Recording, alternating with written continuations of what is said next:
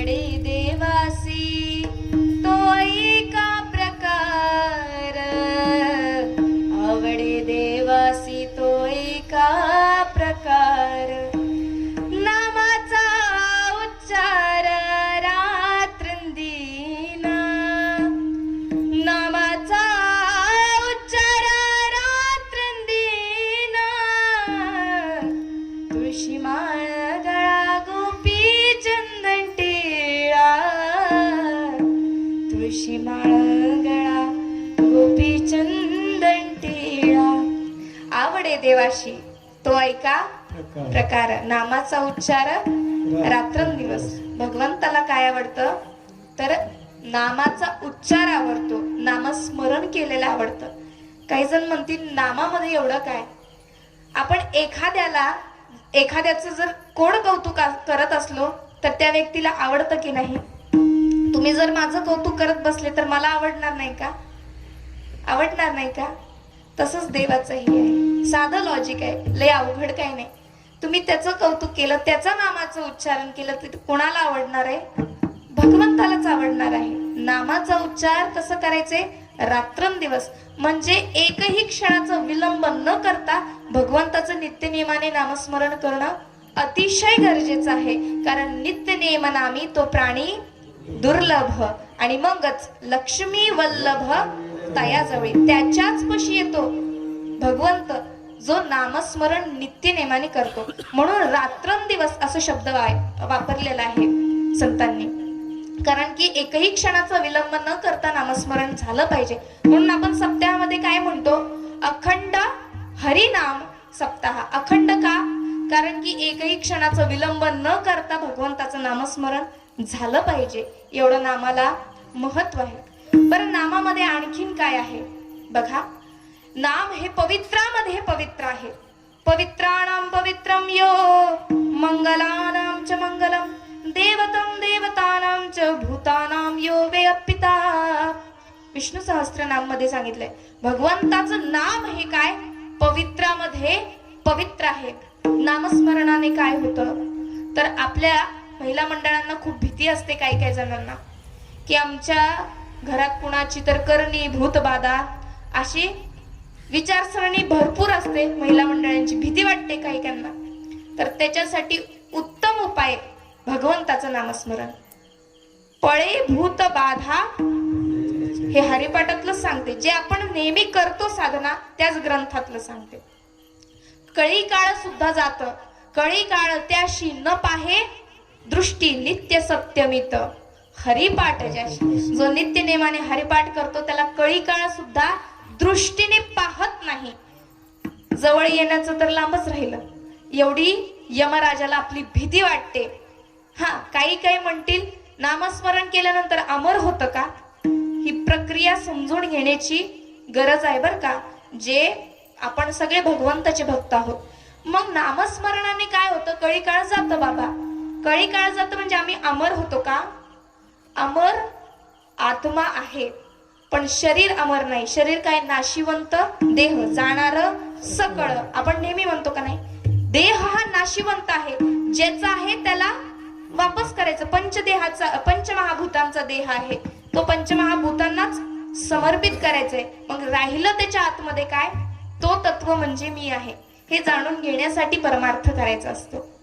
बरं, ही प्रक्रिया कळत नाही बहुतांश वेळा. एक उदाहरण देते म्हणजे लक्षात येईल. रिमोट आपण वापरतो, टीव्ही वापरता की नाही, रिमोट वापरता की नाही, मान तरी हलवाव. हा हा, काही काही वापरतात म्हणजे. मग ते रिमोट कधीपर्यंत चालतं, जोपर्यंत त्याच्या आतमध्ये सेल आहे तोपर्यंत चालतं, बरोबर आहे की नाही. तसंच आपला देह कधीपर्यंत चालतो, जोपर्यंत हा आत्मा त्याच्यात आहे तोपर्यंत चालतो. हा शरीर म्हणजे मी नाहीये, या शरीरात राहणारा जो आहे तो म्हणजे मी आहे. मीचा कधीच बाद होत नाही, नाश होतो तो म्हणजे या देहाचा. पण ही प्रक्रिया जाणून घेण्यासाठी काय काय करावं लागेल, त्याच्यासाठी साधना करावं लागेल, स्वस्वरूपाचं ज्ञान करून घ्यावं लागेल, ब्रह्मज्ञान करावं लागेल. पण ते एका जन्मात शक्य नाही, त्याला वारंवार साधना करावी लागते. ज्या अर्थी तुम्ही या मंडपामध्ये आल्यात, देवाची आवड आहे, त्या अर्थी तुम्ही जन्मोजन्मी साधना केलेली आहे. मी मनाने नाही म्हणत, परत पुरावा घेऊन सांगते. आणि त्याच ग्रंथाचं घेते ज्या ग्रंथाची तुम्ही वारंवार सेवा करता. ज्ञानोबाराय सांगतात, एकदा भगवंताचं नाम मुखात येण्यासाठी अनंत जन्मीचं तप करावं लागतं. अनंत जन्मीचे तप एक नाम. एकदा भगवंताचं नाम येण्यासाठी कितीदा? फक्त एकदा भगवंताचं राम असं नाम येण्यासाठी अनंत जन्माची साधना करावी लागते.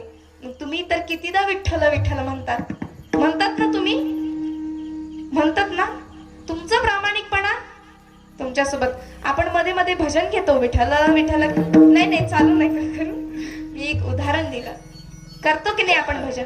मग भगवंताचं एवढं वारंवार तुमच्या मुखातनं नामस्मरण येत आहे, त्या अर्थी आपले पूर्वजन्माची ही साधना आहे. ज्ञानोबारायांनी सांगितलं, अनंत जन्मीचे तप एक नाम, तेच आपण घेत आहोत. म्हणून आपण भगवंताचे प्रियजन आहोत हे लक्षात घ्यायला काही अडचण नाही. विठ्ठल विठ्ठल.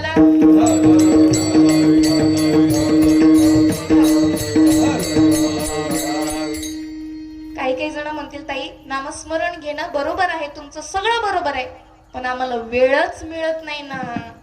सगळी गाडी इकडच अडकून बसली. अहो, घाम पुसायला वेळ नाही, एवढा आम्ही बिझी झालोय. काही असतात, बरोबर आहे, ते त्यांच्या ठिकाणी बरोबर आहे. पण मला सांगा, तुम्ही काम हाताने करता का तोंडाने करता? एवढंच सांगायचं मला. सांगा. हाताने करता ना. आपलं घरगुती काम असेल, आपण हाताने करतो. बाहेरचं, घराबाहेरचं जे पुरुष मंडळी काम करतात, कशाने करतात? हातानेच करतो आपण, बरोबर आहे. मुखाला काही काम आहे का? अनंत वाचाळा बरळती त्या कैसेनी गोपाळ पावे हरी. मग काय करायचं? त्या भगवंताचं नामस्मरण करायचं. काम करता करता मुखाने नामस्मरण करायला आता काही अडचण आहे का? आता तुम्हाला सोपं करून दिलं की नामस्मरण ही साधना करायची आणि प्रपंच ही हाताने करायचं. म्हणजे प्रपंचही घडणार आणि परमार्थही. आणि दररोज हरिपाठ करायचं. वेळच नाही मिळत तर दररोज अर्धा तास तरी काढू शकताच की. जमते ना? 24 तासातून किती वेळ काढायचे आपल्याला? किती वेळ?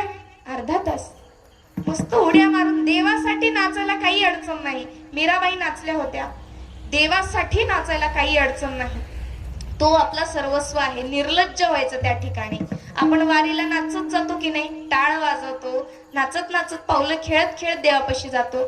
त्याच्यासाठी काही करायला काही अडचण नाही. तिथं मन मोकळेपणा दाखवायचा. जगासमोर लाज लज्जा धरली तरी चालेल, भगवंतासमोर धरायची नाही. तो आपला सर्वस्व आहे. अंतःकरणातलं कोणाला कळतं? त्यालाच तर कळतं, है की नाही? मग देवाशी लाज लज्जा नाही धरायची. त्याला सर्वस्व समर्पण करायचं. मुखाने नामस्मरण करायचं. तेच भगवंताला आवडतं.